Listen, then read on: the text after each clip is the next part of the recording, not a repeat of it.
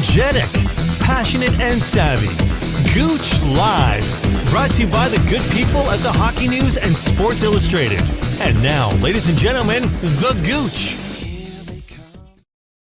It is that time, and you know what time it is? It's Gouche Live, featuring Liam Maguire. He'll be coming up in a few seconds, brought to you by those good people at the Hockey News and, of course, Sports Illustrated, and our good friends at Bottom Line, where I'll be on Wednesday afternoon talking about the Hockey Hall of Fame induction weekend, including the Legends Classic. And you know what? That Fired Up Network gets me fired up, but nobody gets me more fired up than this guy, Liam Maguire. Gouche. Fire me up. Good to see you standing, buddy. Hey, fire me up. I'll fire you up, kid. No problem. I'll fire you up. What do you want to go on? I got some stuff. I got 15 minutes with you, all Canadians. Don't talk about nothing else but your beloved Canadians. Goals for 29th in the league right now, 10 goals. Is that enough? It's a huge issue, obviously. We'll see if tomorrow night in Seattle, who are no pushovers, they actually deserved a better fate Saturday night against Vancouver, to be honest. Connor Garland kind of stole that game away for them. But Habs got 6 against Detroit. And Tyler Bertuzzi, selfish guy that he is, not fully vaccinated, couldn't cross the border. He's their best forward. And then the next night they roll into Chicago and hammer them with the Bertuzzi-Raymond combo, really lighting it up for Detroit. So Detroit's going to be better this year. Montreal, yeah, I'm concerned, man, for sure. Lots of red flags there. Lots of Stanley Cup hangover. Everybody knows about the injuries. Weber, possibly career. I think the extent of Carey Price's situation coming out of left field as it did has really, really affected the team as well. When you had Jeff Petrie put out the comment that he did 24 or 48 hours later saying, I ride to the rink with this guy all the time. Our wives are close. We're together all the time. I had no idea. And I know a lot of what you've done, Gouche, in the last 3-4 years, 4 or 5 years plus, dealing with concussions, and that's kind of morphed into a lot of what you've done to help out people with mental illness. And so this is a big thing, right? It's one of the biggest things in sports today, is because these are our heroes, or so many that we look up to, especially males, who aren't supposed to crumble in any way, shape, or form. They're not supposed to cry, not supposed to show pain, not supposed to ever show being hurt mentally, physically, anything. And for a guy like Carey, that was, I think that's had an effect on the team as well. So all of these things are conspiring, not the least of which is the hangover of the quick. It'd be a tough enough turnaround under normal circumstances. But they went to a final a month later, so you're dealing with that. And it's not like Tampa is running over everybody either. But they just have so much more talent that they've got a few more points. But they'll right their ship, as will the Islanders kind of have a little bit already here, rolling through a couple of weaker opponents. And certainly Vegas are in a lot of hurt. They think Robin Leonard is going to be their answer as the number one goaltender. Without Fleury to back him up, they're in big-time trouble. And the Habs are in big-time trouble too. No question. Hey, listen, Liam, thank you for touching upon, obviously, the concussion and the mental health component. I want to just announce on Tuesday night, tomorrow night at 8 o'clock, I have Stephen Morris. There was a report that came out, and this gets back to, it's a personal thing, as you know. There was a report that came out of Australia Rugby, AFL, the Aussie Rural Football, that a report came and said that concussions do not necessarily lead into anxiety or depression. I know that's not true. I've lived it. Concussions did send me down a bad path. But more importantly, I will have Stephen Morris to talk about this. And let's not forget, Carey Price has suffered from that. Carey Price has had a lot of pressure on him. So I'm going to see a link tomorrow night. Please join us. Liam, let you even comment, if you can, on it, because I know how important it is to you. And I really want to thank you for bringing that up, especially on a show like this, because we all think about Carey Price. And the one thing I want to end it on that is the fact that we do cry. We do hurt. It's just some of us decide to do it alone, and that's not what's supposed to happen. Yeah, well, you look at the Nashville goalie who just got the win, knocked off the Minnesota Wild for their first loss. Mr. Ingram was in the Players Assistant Program for 90 days and went on Twitter, took to Twitter today, thanked them. It was a mental health issue. He said they were phenomenal. He was in for 90 days. He's out. He's playing. He played. They acquired him. He was a third-round pick of the Tampa Bay Lightning. They traded him to Nashville for a seventh-round pick, and he played on Saturday night, I believe it was, and got a win and was outstanding. And took to Twitter today to acknowledge the player assistance program where Carey is right now. I had concussions. It didn't lead down that road to me, thank God. I don't think it does everybody, Gooch, to be honest, but I still think it's, look, at the end of the day, you don't want to ever dismiss, I think, the fact that anybody who thinks they may need help, it's important that they seek out some form of assistance. Could be a friend, a neighbor, family member before you go to professional, or ultimately you do that route, whatever. Just seek some sort of somebody to supply some sort of a shoulder for you, or an ear at the very least, unless you need to do something more. I never have had to, and neither have a lot of my friends, but I have had close friends who have had to. And some of them just recently, like in the last 3 to 4 to 5 years. And these are guys closer to my age than closer to 20 or 25 when we were playing competitive sports. So it is what it is. But in the case of the Montreal Canadiens, I think it has had a massive effect on the organization. And if you need a better example of that, look at Carey's best friend on the team, Jeff Petrie. This is the worst hockey he's played in his life. There's no other time that I've seen him as a pro play worse. And with Weber out and Edmondson, 2 of your top 4, and you have Petrie going, that back end on Montreal right now is absolutely just demolished. They can't make 2 passes to save their life. They got some puck luck there on Saturday, scored some goals. Hoffman got a nice one. A nice pass by Toffoli. Aparo got the hat trick out of nowhere. And they rolled to a win. We'll see how they do tomorrow night against Seattle, but that's a hurting team right now on and off the ice. Hey, that's my Matthew Perot from Winnipeg, and my good friend Eric Matthews couldn't run him out of town quick enough, and I think he fits in there nicely. Just before we get back into the Montreal Canadiens, thank you for the shout-out. Obviously, with Stop Concussions Connected, that's why we're here, non-judgmental. You have issues, call us. Don't forget to check out tomorrow, Concussed, Understanding the Invisible Injury. I want to do a shout out to Aaron Kuzak all the way in Melbourne. Talk about needing some mental health issues. Aaron, they've just got out of lockout. I saw him with his beautiful wife last night. They had a great dinner for the first time in almost 110 days. They were out on the street. Great to see. Chuck Basti saying, love me some Stephen Morris. Big shout out to you, Liam Maguire. Love your writing, objectivity, and your candor. I really enjoy your content. And of course, David Carlson saying concussions affect the brain. It's not controversial or disputable. It can cause problems with mental health, and I'll be dealing with that tomorrow night. Listen, get into the Montreal Canadiens. You mentioned Petrie, of course, but I'm going to show you some stats here. Look at this. Their record, 1-5. Goals for, we said, 10, 29th overall. Goals against, 20, which is unlike the Montreal Canadiens. And, we feel for Jake Allen, but, he's got to step it up. They're 25th in obviously. No. These stats here, Gooch, Jake Allen's not a starter, brother. He's not a starter. St. Louis traded him because he couldn't stop a beach ball. They moved him out. Montreal signed him to a great ticket. He came in to back up Carey Price. He's not a starter. He's being forced into a starter role. But if you watch the games, as certainly I watch every minute Montreal plays, and then I add in a number of other games that I watch on a weekly basis, as much or more than anybody, I guarantee you. And I'm telling you right now, Jake Allen is not a starter. He wasn't a starter when they won the Stanley Cup. That Jordan Binnington came in at Christmas time. They were in last place, and he started kicking out BBs, and that's why they won the Cup. And Jake Allen was a nice combination there as a backup. And then they moved him, and he came to Montreal. And unfortunately, Carey's been hurt. Now he's got this, and Jake's been forced into a role that he cannot handle in any way, shape, or form. Montreal's defense is abysmal. These stats are immaterial right now. There is no looking at this, getting me on or Eric Engels or anybody else who follows the team that is going to say something succinct to you that's going to provide some sort of window to look in and say, yeah, you got to do this, this, and this.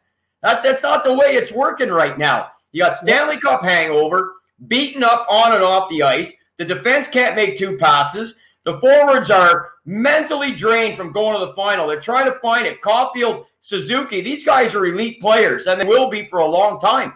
But right now, and possibly for the foreseeable future, and maybe even this entire season, this team is going to struggle. And the odds of them making a postseason berth right now are really, really, really slipping and probably not going to happen. Not the least of which is they don't have a starting goalie because Jake Allen ain't it, man.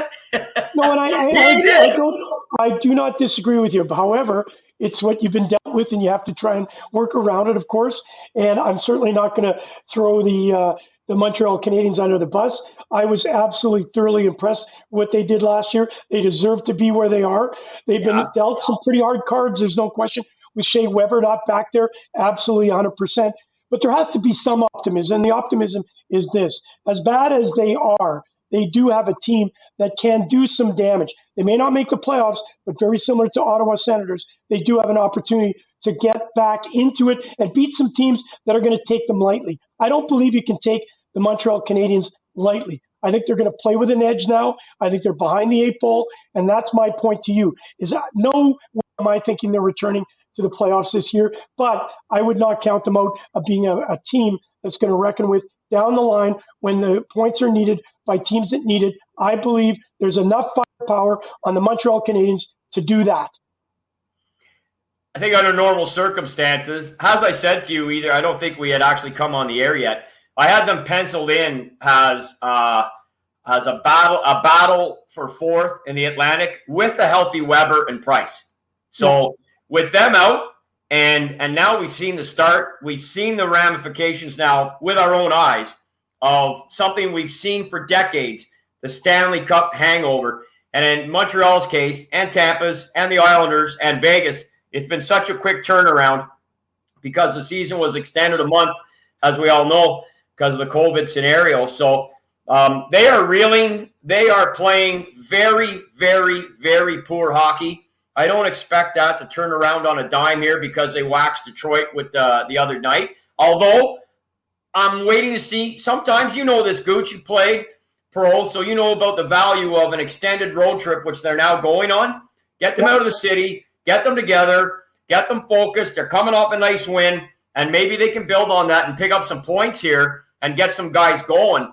How that's going to translate over the season, like I'm a hardcore Habs fan. If you told me right now on October 25th that they're missing the playoffs for sure, but yeah, they're going to play all 82 games. The franchise isn't going to fold. I'll get down to a couple games in Montreal. I'll phone Yvon Cornway and get his tickets, as I always do. I'll bring my son. We'll have a great night in Montreal. But they're going to miss the playoffs? All right.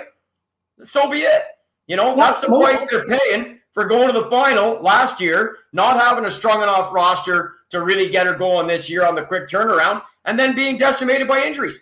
That's the result of it. Like what you just said, Gooch. Yeah, I mean, in February, when they're out of it, they'll probably win some games against teams who maybe you'll say, oh, Montreal's out of it, and they'll mail it in, and the Habs will take advantage of it because they'll get it going, probably. We've seen that 1,000 times, too, even right here in Ottawa. Nobody does that better than the Senators. When the season's over, they beat the crap out of everybody. They surprise teams all the time. That's an old adage that's gone on in sports for years, and Montreal may steal a page from that this season. But we're talking October 25th, 6 games in, they're terrible. They are terrible, and those are the reasons why. I gave you the reasons why. There is no magic thing here to look at stats and say this or that or the other. This is the reasons why they're terrible right now. And we'll see what happens tomorrow night and on this road trip. If they can get a win or two, score some goals, get things turned around, cut down the goals against, they'll make a little bit of noise. But, I mean, as you've seen right in the city where you're broadcasting from, there is a lot of anomalies going on in the league in the early going here. So we'll see how it plays out. Well, you know what? If you're a Montreal Canadian fan, just think you could be a Buffalo Sabres fan. Oh, my God, don't go there. Hey, listen, PJ, all the way. They're pretty good, buddy. I know they are. And so, see, Montreal could turn around even with Jake Allen. Hey, listen, Peter, PJ's saying, good morning, Carrie. Yeah, I know that PJ loves to listen to you. He's in Melbourne, and he's having his hangover coming out of COVID. Habs will be back. And then, of course, Dave Carlson says, listen, Gooch and Liam, go Oilers. We're not going there right now. Talk to me about Drouin. We've got to be – there is a positive light. Drouin has played very well. Watching him play, obviously in 2 goals, 3 assists for 5 points. It's something that some of us maybe not would think that he would come back and play this year, but look at what he's done. Talk to us about the impact of a Drouin story. Obviously, with Carey Price going through what he's going through, we see what Drouin has done, got himself back, and he's playing very good hockey. He is playing pretty good hockey, and he's leading the team in scoring right now. So with almost a point a game, it's been tremendous. I'll tell you what, his passing skills have not fallen off, not one single iota. He's never been known as a shooter. He's got a couple of goals. He makes nice plays down low, and he's been able to bang a couple in, which has been great. He missed on a breakaway recently. He's had a couple breakaways the last 2 games, but he's played well, Gooch. My concern, and this is something going forward, because I'm not on the bench and I'm not in the room, and this does talk about the mental health thing, because Drouin's situation went public, and we all know it. Now he's back, so as is Mr. Ingram in Nashville, whose first name escapes me. That's why I'm calling him Mr., but who just went public about recovering from mental health, and the 90-day trial he did. Drouin's was much longer, and he's back, and he's made his statements how much it helped him and how well he's feeling mentally. My question is this. He made 3 successive brutal plays on a power play recently. And if I'm one of the coaches and he comes back to the bench, like, someone's got to get in his ear and rip his head off. Or are they skating on? Are they walking on eggshells because of what he's just gone through? Is this the new pro sports now, where you got to handle everybody with kid gloves in case somebody goes off and has to jump into players' assistance and deal with mental health? I don't know. But Drouin's play, aside from that, has been a real bright spot. There's no doubt about it. His passing is elite. You look at the pass he made on Montreal's first goal to tie the game on Saturday against Detroit to Sherratt. That's an elite pass. To see that seam and see Sherratt coming in off the wing, he made it look easy. And anybody who's played the game knows that's not an easy pass to make. And he made it look easy. And he's been a bright star for sure in the early going here. But again, you can see the deficiencies in his game and the things that still need to be worked on. And I just wonder, how's that going? How's that going on the bench for Lukowski and Luke Richardson, or even Dominic Ducharme, to get in his ear? You have to handle him with kid gloves now? I don't know. But the kid's got talent, man. He's still incredibly gifted, talented hockey player. Well, what we like is that people are stepping up like him and doing what they have to do to get their mental health back. Listen, I like Dvorak too with them. I think they're going to come along. I think we're going to see some surprises. Hey, we're with Liam Maguire. You're over. It says 38 years. I was looking up some stats about you. You're way over 38 years as one of the best. You're a host, you're an MC, you're an author, you're a keynote speaker. And I think you've got that gritty attitude because you wrote a book. And it was about that Ogie Oglethorpe. And that's where I think you get your fighting stripes. And I love it, Liam. That's why I love having you on. You don't hold it back. You say it like it is, and that's what's really important. But I want to ask you this question. If you right now were the general manager of the Montreal Canadiens, you know he's taken some heat, and not necessarily deserved, because the cards have been dealt. If you are in that situation right now, what would you do to tempt? I think you're absolutely 100% right. Getting out of Montreal right now with the way things are is obviously a very good thing. They get to get away the pressure. They don't hear the boo birds right now. Everything will allow them to get back into their own mind and not have a bunch of voices in it. Love to hear what Liam Maguire, who is absolutely one of the best experts in the world when it comes to the NHL, what would you do? Well, I like what he did publicly, but prior to the Detroit game, the day before, where he held a press conference like 5 games into the season. You would never see this in most other cities, but in Montreal or places like Toronto, if their slide continues, and a few others where hockey is such an important part of the culture and the city and the dynamic, he went public and said, look, we're not making any snap trade here. We're not making a bunch of changes. These guys can all play better. They know they can. They're got off to a bad start. They're hurting. They're hurting for Carey. They're hurting. They're hurting from the playoff hangover. I believe in them. I believe these guys can turn around and play better hockey. Then they turned around, had their best outing of the year, and a big win against Detroit. So to your point, and the other fellow there from Melbourne who you identified, Hab fan, and thinks they'll be back and they can turn it around. They barely made the playoffs last year in the 56 games. They shouldn't have made it the year before. They got put in the play-in, and they played well. Like, it's not like the last 2 seasons they've been one of the top 10 teams in the league. They haven't. And this is with Weber and Price. Not sure exactly what everybody's thinking. Like, they went to the final. They had to win the North, which they did. Somebody had to. Everybody thought it was going to be Toronto. It wasn't. They blew it. And the Habs beat them. Then they swept Winnipeg, and they got a hard-fought and deserved win against Vegas. They deserved to be there. But, at the end of the day, Tampa had their way with them fairly easily. And here we are. So if I'm Marc Bergevin, certainly right now, coming off that win and going on the road, you're not doing anything, but you're never not answering your phone. You're never not checking every other roster for where some possible help could come from. But right now, Gooch, you know the way it works. Every single coach in the game does things in 10-game increments. That's the way it works. In fact, Jacques Martin, when he was in Ottawa here, he let the cat out that in his case, he went on 5-game increments. And there may be some coaches, maybe more so, that do that. But I know in Montreal's case, it's a 10-game increment. They're going to wait and see here how this road trip goes. That's going to bring them up to that 10, 11 game mark. Then they're going to come back. At that point, he may have to make an assessment. Plus, in a few days here, not that long, Carey will be through the mandatory 30-day period. So what's the news going to be? Is it going to be an extended stay or not? I'm sure Mark's waiting to hear that as well. Not that Carey's going to automatically be able, boom, right back in the lineup starting. But is he going to have an extended stay in the player assistance or not? That's a big, big thing. Because if they have to ride Jake Allen, then I think certain expectations and a sort of, the old Western adage, circle the wagons, kitty by the door, use whatever expression you want, but they may have to change certain things on and off the ice if the slide continues, if Carey's out extended period of time. I'm speaking now as if I'm Marc Bergevin. Because of the other thing, Gooch, is that this now is becoming, unfortunately, depending on what side of the fence you're on this, Marc Bergevin looks like this will be his last year in Montreal. He didn't sign the extension he was offered last spring. They took it off the table this year. He alluded in the press conference that he would love to stay on with the Habs in an ideal world, which points to one thing and one only: money.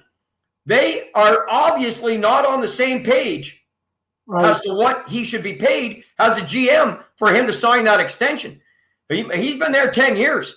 He must be wanting a big ticket, and Mr. Molson, his gym buddy, obviously doesn't want to give it to him. So, so you've got that, as if Montreal wasn't dealing with enough.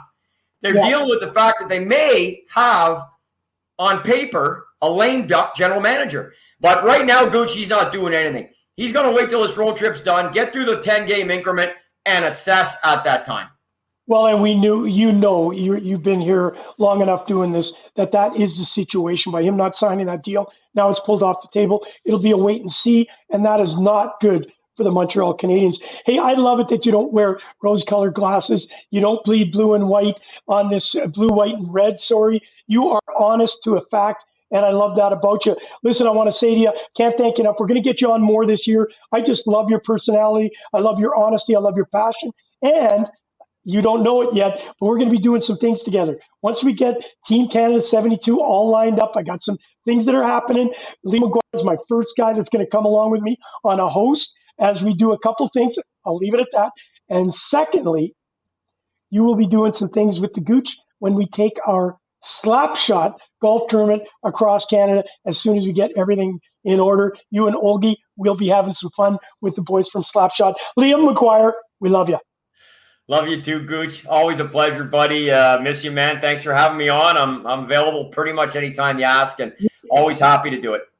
We will be getting you. See you, buddy. See you, Liam Maguire. One of the favorites, one of the best, and he knows his stuff. We didn't even ask him who won the Stanley Cup in 1921. We will do that the next time. Hey, listen, Liam Maguire is always a pleasure to have. Now let's wrap it up. I got my, obviously, producer, Jordan Laroche. Come on up, Jordan. Hey, Gooch. He's a tough guy to follow. I'll tell you what. And what I like about Liam, and I don't blow smoke. I think he's honest to a T. He will tell you it's black, it's black. There's no gray. There's no technicolor. He's telling it the way it is, and I love that about him. Now, listen, talk to me about obviously a game that's really important for you tonight. Calgary Flames going up against your New York Rangers. Always a pleasure to see the New York Rangers win, and I know that you're excited about their road trip that they just came off. Let's listen. Yeah, so they just went 4-0 in their most recent road trip. Sorry, I was trying to do something there, but they look like a really complete team. It's a totally different Rangers team than what we've seen in the past. And in the past, like a lot of the bottom six, there are a lot of skill guys, but now we got the Ryan Reeves, the Sammy Blaze, the Barclay Goodrows of the world filling out that bottom six, and it's a much more physical game. They're very in your face. Which I think kind of helped them kind of get through some pretty close battles over the stretch as well. Most of the games along that stretch were 1-goal games, overtime games. So encouraging to see. Hey, Jordan, obviously that Ottawa Center game I was watching, I think you were on a hoedown or something like that. We were texting back and forth. We were really excited. I was excited. I was giving you a little barb there to say, hey, listen, you're down 2-0, and boom, Kreider. You've always said it. Kreider's the spark plug with this team. As for Kachuk being for Ottawa, the bus driver, he just seems to be there at the right time. And not only him, but his co-bus driver is Adam Fox. He is legitimately a stud. Pull these stats up. I love it. This is actually for the game tonight when they play the Calgary Flames, and both teams are kind of having a similar year. Both lost one in overtime. The Rangers have played a couple more games, but I think this should be a great game tonight. Again, Calgary's one of those teams that still has a little bit of ways to go, but I mean a very similar build-up to the New York. We're losing you a little bit there. Obviously, your lips are moving. So I just wanted to say this. I didn't finish off. I apologize. Sometimes I get sidetracked.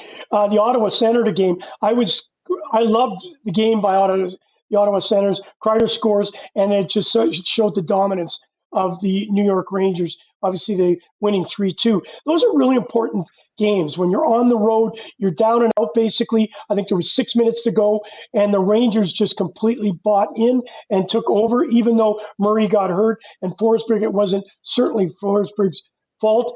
They just played better. New York Rangers played better. And again, as I mentioned, Adam Fox is a leader on that back end, and he's just a rookie. I wouldn't say a rookie, but he's in his second year as a player. He just looks, that's why I said third.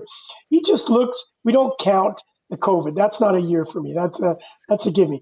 But what I meant by that is that he looks like a true veteran already. And I know you're really a big fan of his. Yeah, I at this point, I'm almost willing to go as far as say that he is the best defenseman in the NHL. Ooh, that's big.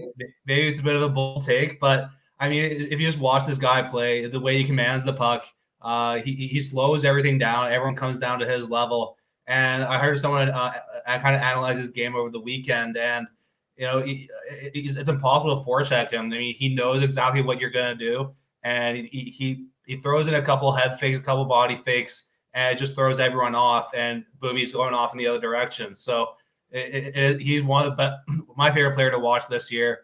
And I mean, I'm just happy he's on the Rangers. And granted, his contract's done at the end of the year, so that's a big extension to kind of watch out for.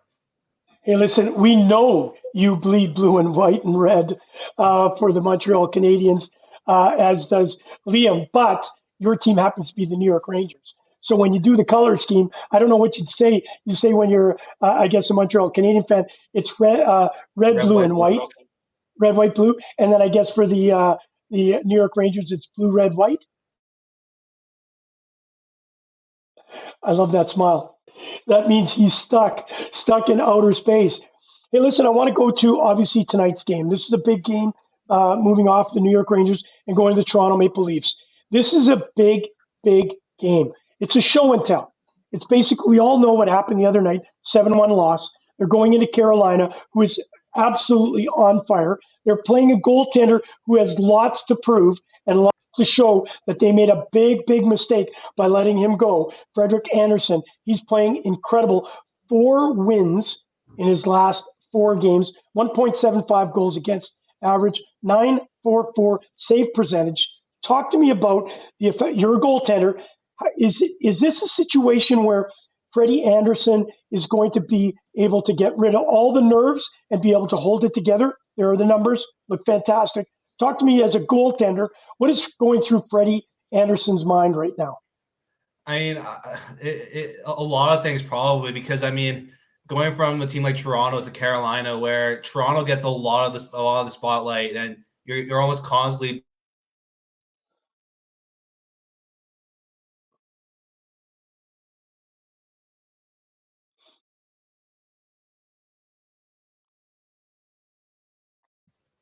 Sorry, I'm having a couple of Wi-Fi. That's okay, but I didn't want to talk over you, so I let you go through. Keep going. Yeah, sorry. But yeah, if you just look at his recent games, I mean, 25 saves against the Islanders, 38 saves against the Predators, 27 and 27 against the Canadiens and Blue Jackets. I mean, he's playing at a really consistent level, like almost back to his old Anaheim days, where at that point he was considered one of the top goalies in the league. And then he gets to Toronto, where they're not built as kind of similar to a defensive style, and he gets exposed a little bit. I think this might have something to do with more saying about the Toronto Maple Leafs than it does Freddie Anderson. No question. And listen, when you're 4-0 and you're coming into a game where the team that lets you go is coming into your barn, I'm predicting another wipeout for the Carolina Hurricanes. I think they smell blood. Obviously, there's some line changes being done for the Toronto Maple Leafs. I do not blame the goaltending situation. I am one that blames management and the coaching staff right at this particular moment, and your big studs. Listen, you got 4 guys that need to step it up. Best player on the ice right now, Jason Spezza, $750,000. You got Marner, obviously we know, hasn't scored a goal yet. We've got Matthews. Still, we got to give him the benefit of the doubt, coming off an injury, getting back that timing. As you know, it's very difficult as a goal scorer, and expect to be a goal scorer. It's tough. John Tavares, give him kudos. He got a nice goal against San Jose, but he needs to be the leader and step it up. And of course, Lucky's best friend, Nylander, has kind of gone enigma. He started off well, and now all of a sudden he's kind of disappeared. Your thoughts on tonight's game? If you could predict, if you had the crystal ball right now, the Toronto Maple Leafs are going into this with a lot. People would say they got nothing to lose. They've got a lot to lose right now. They've already left the city. They're getting away from all the pressure that supposedly is around them. It doesn't go away when you get to Carolina. If they get beat up again, it just perpetuates and it continues on. It's like a snowball right now. They have to stop the bleeding. How can Toronto do that tonight against a team that's firing on all cylinders? The goalie is there, and he wants to backstop that team, not only for himself, but also for the organization that believe in him. It is going to be really tough for Toronto tonight, because, I mean, this Carolina team is just so deep and on both forward and defense. So at a certain point, your top guns are going to have to kind of carry the load a little bit. I mean, I don't be surprised tonight if Austin Matthews, Mitch Marner have a little chip on their shoulder, especially going up against their old goaltender who's having an incredible year. But I mean, there is a bit of a jinx in the building tonight. David Ayres will be kind of opening the game for Carolina, so maybe that throws a couple people off. But I'm excited for this game tonight, and I mean, I am kind of leaning towards Carolina. What are you saying? What are you saying? I'll go 4-2 Carolina with an empty net goal. I just don't think Toronto has kind of shown me enough this year, and this Carolina team looks as good as anyone right now. I was going 3-2 Carolina. And I know Matthews is on the hunt for his 200th goal. Obviously, he scored, and it was called back. I think tonight he is going to tally, but he's only going to be one of the 2 goals, and Carolina takes it 3-2. Hey, Jordan, anything else you want to tell us about the NHL? Anything that you're excited about right now? I'm just excited hockey's back still. I think at this point we have a few undefeated teams still out there. I mean, hopefully they can keep these runs up. And then also Lucas Raymond last night with a big 4 or 5 point night, the hat trick as well. So I mean, just this massive influx of young guys just makes the game so much more enjoyable to watch. Yeah, we talked about that too. We have to say that, yes, it's great to see the young guys, but we still have guys like Kopitar that make me just Wonder and Jason Spezza. Great to see the old guys chipping in. Hey, Jordan, thank you as usual, being a fantastic producer. I know there's lots of great things coming up. And don't forget tomorrow night at 7 o'clock, 8 o'clock, I apologize. You can see Concussed, Understanding the Invisible Injury with Stephen Morris. And we will be back live at the Bottom Line, 12 p.m. Eastern Standard Time, lunch with Gooch and friends, with another legend from the Legend Classic, promoting the Hockey Hall of Fame Legends game that happens November 14th at Scotiabank. Check out hhof.com, hockeyhalloffame.com, and get your tickets for one of the greatest spectacles as Jerome McGinley is inducted into the Hockey Hall of Fame. Hey, on behalf of Hockey News, Sports Illustrated, of course, the Fired Up Network, I want to thank you for joining Gooch Live, and we'll see you Wednesday. You've been listening to Gooch Live with your host, Kerry Goulet, better known as The Gooch, brought to you by the Hockey News and Sports Illustrated.